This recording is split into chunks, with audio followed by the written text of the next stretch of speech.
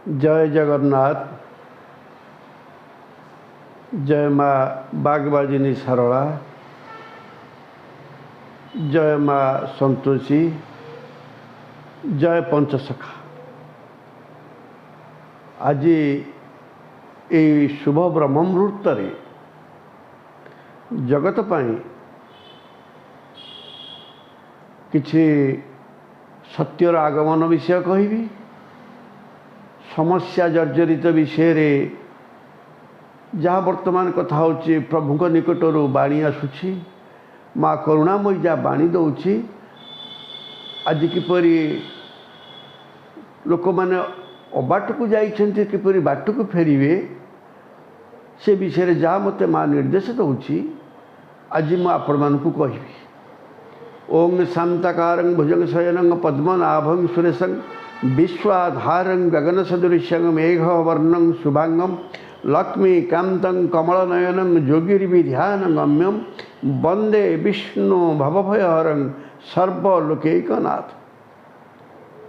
हे प्रभु जगतर नाथ जगन्नाथ, विश्व नियंता, वर्तमान लोक सत्य शांति दया क्षमा पाखरु बहुत दूरे कई कहार सुख आनंद देखि पारुनी, कई क्या टिके साहाय्य करि पारुनी, कहा पाखरु टिके सहानुभूति आसुनी, आओ सत्य रे कई चलिया को चाहूना।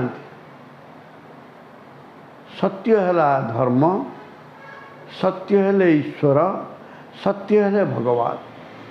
तेणु आमे यदि सत्य को पाथेय करी आगुक आगुक पाद बढ़ाइबा, आगुक गति करिबा, आमको निश्चिंत ईश्वर प्राप्ति है। तेणु सत्य बिना ये जीवन असार, सत्य बिना शक्ति असार, सत्य बिना संसार असार, सत्य बिना तामसिक गुणर प्रभाव पड़िबो। तेणु कष्ट पड़ी पारे, सत्य को धरंतु, सत्य को आधार करंतु। आपण को चलन रे यदि सत्य परिस्फुट हैला, आपण माने निश्चिंत ईश्वर दर्शन करिवे आ भगवत प्राप्ति। तापरे शांति, आपण सदा बेले शांति रे रुहंतु एवं समस्त को शांति रे रहिबा को दियंतु। जदि आमे काकू शांति रे रहिबा को देले, ताहले भगवान निश्चिंत आमको शांति देवे, सुख देवे, स्नेह देवे, ममता देवे, आउ परमार्थिक गति देवे। तेणु आमे तो क्या शांति देवा को चाहूने, आमे सदा बेले समस्त को दुख रे जर्जरित करी शोषण करने को चेष्टा करुचे। तेणु कथा होची आमे केमिति शांति रे रहिबा। तेणु जोटी शांति विराजमान करे, जोटी माँ करुणामयी संतोषीर प्लावन हुए, कली रे माँ संतोषी शांति देवाई आविर्भाव होइतिबारु, तेणु आमको समस्ते शांतिर पथ धरिबा को पड़िबो, सत्य को धरिबा को पड़िबो। तेणु कथा होची प्रभु पाखे पहुँचवा। आउ गोटे कथा रहिला दया क्षमा। तेणु बाबू आमे केतबेले का उपरे दया करूने, आमे का क्षमा करूने, कारण दयार्द मनीष ईश्वर समय होता है। जे दया करे भगवान ताकू दया करती। कारण जदि कथा होची दुखी रंकी दीनहीन एमानकु जे दया करे, पशु पक्षी जो माने 36 कोटी जीवजंतु अछंती, 33 कोटी जीवजंतु अछंती, जो माने सेमानकु दया करती, श्रद्धा करती, आओ समस्त विषय ईश्वर अछंती बोली भावती। से जो दया करे से दयार पात्र हुए, ईश्वर ताकू दर्शन दियंती। सत्य शांति दया गला परे क्षमा आसिला। बाबूरे आमे क्या कौन क्षमा करि पारुछे, क्षमा कौन देई पारुछे? जदि आमको किए कौन कहलानी आमे ताकू दीपद न कहले रही पारुने। तेणु कथा होची आमे केमिति कथा होची क्षमार पात्र हवा।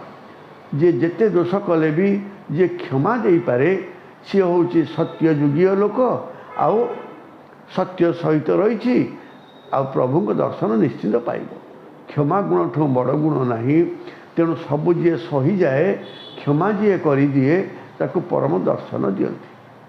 तेणु बाबू सत्य शांति दया क्षमा ये विषय मु बाह्य कथा कहली, आउ गोटे सत्य शांति दया क्षमा अंतर भीतर कथा अच्छी।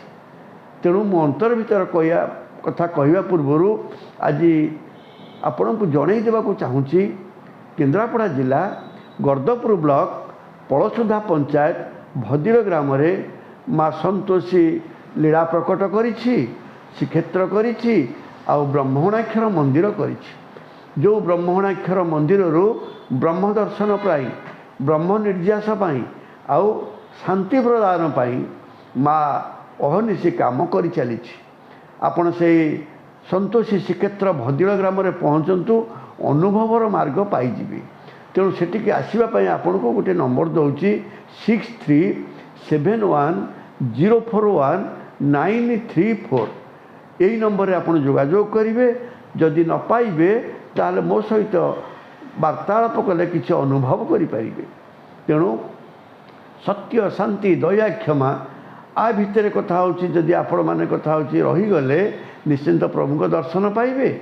जदि आपण माने न रही पारिबे आ गोटे शरीर भितर कथा कहि, ये गला बाह्य कथा, आ गोटे भितर कथा। सत्य होची सतत्व, शरीर तत्व, श्वास तत्व, आउ गुरुंकर अजपा तत्व। जो गुरु शिष्य को अजपा तत्व कही अभजन करई देइथिबो, अमन मंदिर को नहीं अणाकार तत्व बुझे देइथिबो, अखंड मंडलाकार तत्व बुझे देइथिबो। तेणु से अविनाशी जीव श्वास तत्व रे प्रभु को दर्शन करिबो। कारण शरीर भितर प्रभु अछंती। ये जीवात्मा और परमात्मा ये शरीर भितर अछंती। जीव सहित परमर भेट सदाबले कथा होची हवापाई से व्यग्र अच्छी। तेणु कथा होची ये माया मोह संसार भितर समस्ते भूली जाइछंती परम। ये परम आमरी भितर अच्छी, शरीर भितर अच्छी, श्वास भितर अच्छी, आउ सकल घट भितर अच्छी। से घट कथा गुरु कहीदे पारे। जदि से अजपा सूत्र जानी, जदि अभजन करई पारुथिबे, जदि अमन मंदिर को नहीं पारुथिबे। तेणु कथा होची गुरु करंतु, तत्व गुरु करंतु। जे तत्वदर्शी सेठी कथा होची आपण माने उपस्थित हुंतु। निश्चिंत कथा होची भगवान कर कृपा पाइबे। आउ गोटे कथा कहबी, दया क्षमा ए शरीर भितर अच्छी।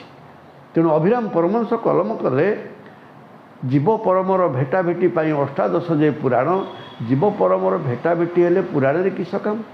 तेणु जो अष्टादश पुराण कथा होची सृष्टि हेची, भगवान सृष्टि करिसेंती, ब्रह्मा सृष्टि करिसेंती, ईश्वर सृष्टि करिसेंती। तेणु प्रभुंकर दयारू अष्टादश पुराणर कार्यक्रम हैला लोक मानकू आत्मा सहित परमात्मा दर्शन करईदवा। तेणु जो गुरु ये आत्मा सहित परमात्मा दर्शन करईदब, शरीर भितर देखईदब, सी होचंती तत्वगुरु। आपण तत्वगुरु करंतु। बिना गुरु रे कई दर्शन पाई नांती। तेणु कथा होची हाड़ीपा गोविंद चंद्र को जेमती अमर कर देइथिले, आपण सेमतिया गुरु खोजंतु। जे कथा होची 20 वर्ष आयुष को अमर रे परिणत कर दे पारिबे। तेणु मु आउ बेसी किछि कहूनी। से जगन्नाथ को निवेदन करुछि, से जगन्नाथ समस्तंकर मंगल करंतु। माँ संतोषी समस्तंकर शांति प्रदान करू। माँ बागबादिनी सारा समस्त को वाक्य प्रदान करू। आ ता सहित पंचसखा बताई पथ को आपण मान धरतु। निश्चिंत कलिकलमुषु उद्धार पाइबे, सत्य को जीवे। जय जगन्नाथ, जय जगन्नाथ, जय जगन्नाथ।